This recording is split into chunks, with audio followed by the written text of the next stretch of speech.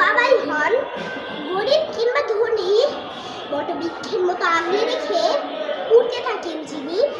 এবার আমার নিবেদন, কবি দেবলা চ্যাটার্জির লেখা বাবার সংজ্ঞা। তোমার কাছে তোমার বাবা হয়তো রাজার রাজা, আমার বাবা খুব সাধারণ, রোজ খেটে খাওয়া প্রজা। তোমার জন্য তোমার বাবা চাপ পেরে এনে দিতে পারে, আমার বাবা তো কত দরিদ্র, খালি হাতেই ঘরে ফিরে।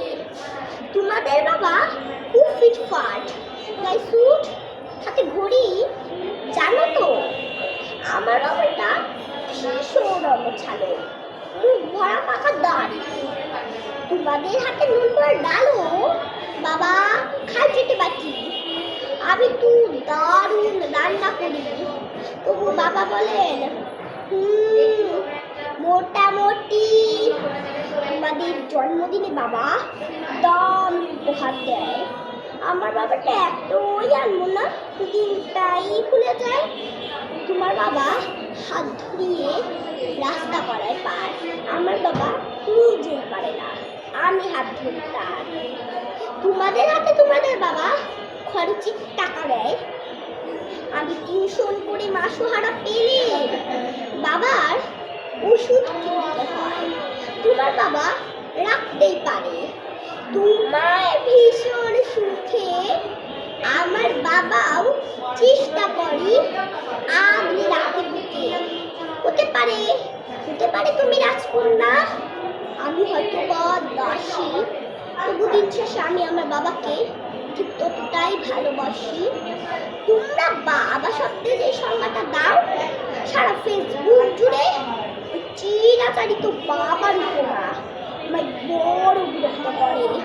আমার বাবা তোমাদের করা দেখার মতো নয়, তাই ওগুলো দেখলে নিজের উপরে অভিমান হয়। তোমাদের বাবা নিজে না খেয়ে তোমাদের মুখে ধরে।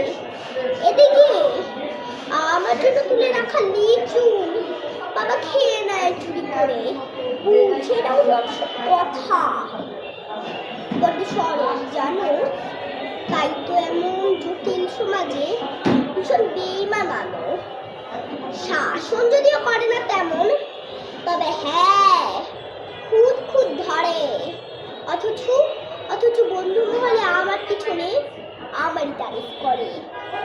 আমি নিজেও নাকি পাকাচোকা করি, ভুল করলে অবসাদ, আবার কোন দিকে আঙুল তুললে ভাঙতে পারে সে হাত। বাবা পরীক্ষার আগে সংশয় বলেন, কিরে পাশ করবি তো বল। রেজাল্ট বের হলে ভালো ফল হলে তার তো দু চোখের জল।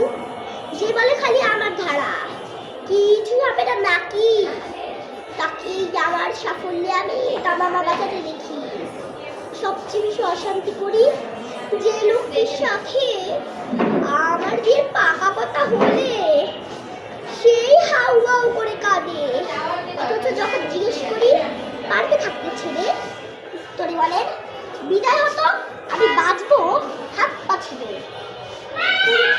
বুকের গহনে অভিমান জন্মায়, বৈশাখী দিদিও আবার সুবর্ণও ভুলে যায়। এই পৃথিবীতে সবাইয়ের সাথে কত পরিচয় হয়, হিসেব করে দেখেছি কেউই বাবার মতো নয়।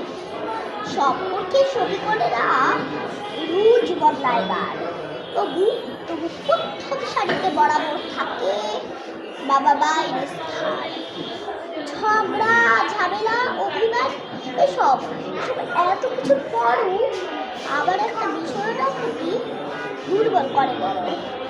আমাকে আমার প্রিয় মানুষেরা একটু নামে ডাকতেও বাবার মতো মা আমার কই ডাকে না তো কেউ। ধন্যবাদ।